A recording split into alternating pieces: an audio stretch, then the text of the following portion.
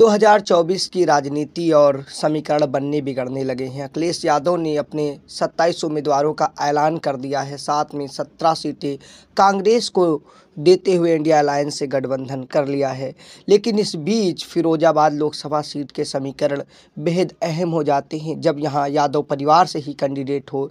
इस सीट से समाजवादी पार्टी ने 2014 के जीते सांसद और सैफई परिवार की दूसरी पीढ़ी के नेता अक्षय यादव को टिकट दिया था। उस समय अखिलेश यादव से नाराज शिवपाल चाचा बगावत करके खुद मैदान में उतर गए थे, जिसके बाद उनकी हार हुई। इस बार फिर से फिरोजाबाद सीट से वही चीज़ नज़र आती है। अक्षय को टिकट मिली लेकिन समीकरण थोड़ा अलग बन रहे हैं। उन्हीं समीकरणों पर चर्चा विशाल की रिपोर्ट में।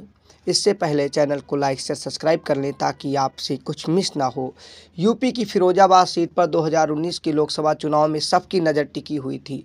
इस सीट से समाजवादी पार्टी ने 2014 के जीते सांसद और सैफई परिवार के नेता अक्षय यादव को टिकट दिया था। अखिलेश से नाराज चाचा शिवपाल यादव खुद प्रगतिशील समाजवादी पार्टी बनाकर मैदान में उतरे तो खेल बिगड़ गया। यहाँ से बीजेपी के चंद्रसेन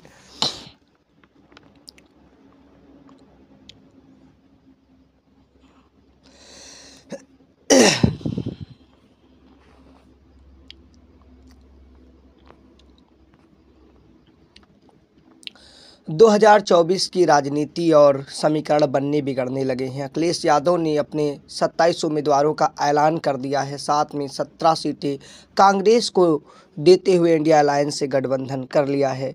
लेकिन इस बीच फिरोजाबाद लोकसभा सीट के समीकरण बेहद अहम हो जाते हैं जब यहां यादव परिवार से ही कैंडिडेट हो। इस सीट से समाजवादी पार्टी ने 2014 के जीते सांसद और सैफई परिवार की दूसरी पीढ़ी के नेता अक्षय यादव को टिकट दिया था। उस समय अखिलेश यादव से नाराज शिवपाल चाचा बगावत करके खुद मैदान में उतर गए थे, जिसके बाद उनकी हार हुई। इस बार फिर से फिरोजाबाद सीट से वही चीज़ नज़र आती है। अक्षय को टिकट मिली लेकिन समीकरण थोड़ा अलग बन रहे हैं। उन्हीं समीकरणों पर चर्चा विशाल की रिपोर्ट में। इससे पहले चैनल को लाइक से सब्सक्राइब कर लें ताकि आपसे कुछ मिस ना हो। यूपी की फिरोजाबाद सीट पर 2019 के लोकसभा चुनाव में सबकी नज़र टिकी हुई थी। इस सीट से समाजवादी पार्टी ने 2014 के जीते सांसद और सैफई परिवार के नेता अक्षय यादव को टिकट दिया था। लेकिन अखिलेश से नाराज चाचा शिवपाल यादव खुद प्रगतिशील समाजवादी पार्टी बनाकर मैदान में उतरे तो खेल बिगड़ गया। यहाँ से बीजेपी के चंद्रसेन को जीत मिली। सीट पर कमल वाला झंडा फिर फहराने लगा। इस बार चाचा जब साथ में हैं तो अखिलेश यादव ने फिर से इस सीट पर अक्षय यादव को टिकट दी है। अब 2024 के चुनाव के महज कुछ दिन बचे हैं तो ज़मीन पर हालात बिल्कुल बदल गए हैं। सियासी हवा किधर से बह रही है उसका अनुमान आप पूरे समीकरण को समझ कर लगा सकते हैं।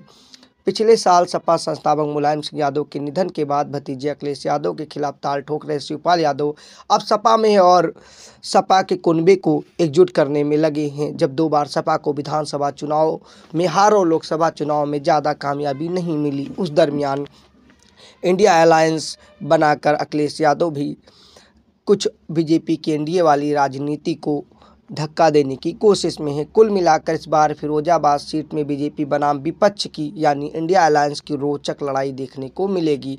हालांकि इस बार बसपा अभी तक इंडिया अलायंस में शामिल नहीं है तो कुछ खेल बिगड़ सकता है, यानी मतों के बिखराव का। अब शिवपाल कांग्रेस और इंडिया अलायंस में शामिल अन्य विपक्षी दलों के एक मंच पर आने के परिणाम भी नज़र आ रहे हैं। दिल्ली में केजरीवाल और ममता बनर्जी भी अलायंस में वापस टूटते हुए रिश्तों के बाद फिर समेट कर आती हुई यानी शामिल हो रही हैं।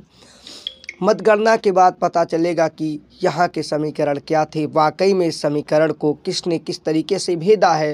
बहरहाल यूपी की 80 लोकसभा सीटों के लक्ष्य के साथ बीजेपी, इंडिया अलायंस और एनडीए अलायंस आपस में टकराव बिखराव के बीच समीकरण साधने में जुटे हैं। फिरोजाबाद की सीट के इतिहास पर जाएं तो पहले आम चुनाव यानी 1957 में यहाँ चुनाव हुए और निर्दलीय उम्मीदवार ब्रजराज सिंह ने यहाँ पर जीत हासिल की। कई चुनाव में वही रहे और किसी अन्य के यानी पार्टी के हाथ में सीट नहीं रही। जनता अपने प्रतिनिधि समय समय पर बदलती रही। 1967 में संयुक्त सोशलिस्ट पार्टी से जीतकर उम्मीदवार आए। 1971 में कांग्रेस ने, 1970 और 1989 में कुल 4 चुनाव हुए, जिनमें कांग्रेस एक बार फिर से यहाँ जीत को हासिल करती है। 1991 के चुनाव में इस सीट पर कमल खिलता है और प्रभु दयाल कठेरिया ने लगातार जीत की हैट्रिक लगा दी। उसके बाद 1999-2004 के चुनाव में सपा उम्मीदवार रामजी लाल सुमन ने यहाँ से जीत हासिल की। 2009 में खुद सपा प्रमुख अखिलेश यादव यहाँ से लड़े और लोकसभा गए। हालांकि कुछ समय बाद उन्होंने इस्तीफा दे दिया। फिर चुनाव में कांग्रेस की ओर से राज बब्बर विजयी हुए और 2014 में सपा के वरिष्ठ नेता रामगोपाल यादव के बेटे यानी अखिलेश के चचेरे भाई अक्षय यादव ने यहां से जीत हासिल की। 2019 में समीकरण बदल गए, चाचा ने बगावत कर दी, जिसके बाद चंद्रसेन यहां से विजय हुए, यानी बीजेपी के खाते में ये सीट चली गई। अब यहाँ के जातिगत समीकरणों पर नज़र डालें तो पता चलता है, राजनीति के जानकार बताते हैं 2024 का लोकसभा चुनाव उस समय जब राम मंदिर का उद्घाटन हो गया है और काशी विश्वनाथ के ज्ञानवापी में समीकरण भी सध रहे हैं और जम्मू में पीएम मोदी लगातार दौड़ा के बाद श्री कृष्ण की भूमि के समीकरण भी साधने की कोशिश है। तो 2014 के आंकड़ों के अनुसार फिरोजाबाद में 16 लाख से अधिक मतदाताओं की जानकारी मिलती है। इनमें 9 लाख पुरुष और 7 लाख से ज़्यादा महिलाएं हैं। इस सीट पर मुस्लिम और जाट यादव मत बैंक का अच्छा खासा यानी कि प्रभाव है। फिरोजाबाद के क्षेत्र के तहत टुंडला, जासना, सिकोहाबाद, फिरोजाबाद और सिरसागढ़ कुल मिलाकर 5 लोकसभा सीटें आती हैं। अगर हम फ्लैशबैक में जाके 2022 के विधानसभा चुनाव में देखें तो यहाँ टुंडला पर बीजेपी के प्रेमपाल धनखड़ और जराना से सपा के सचिन यादव, फिरोजाबाद से बीजेपी के मनीष आसीजा और सिकोहाबाद से सपा के मुकेश वर्मा और सिरसागढ़ से सपा के सर्वेश यादव जीतते हैं।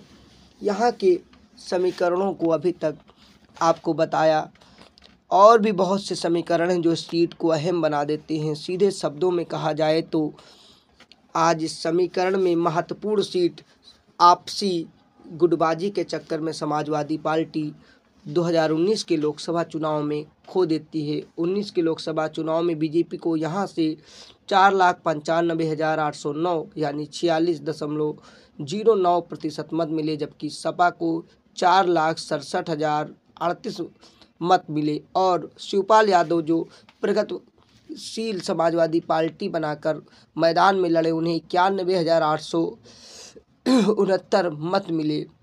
इससे साफ पता चलता है कि आपसी कला की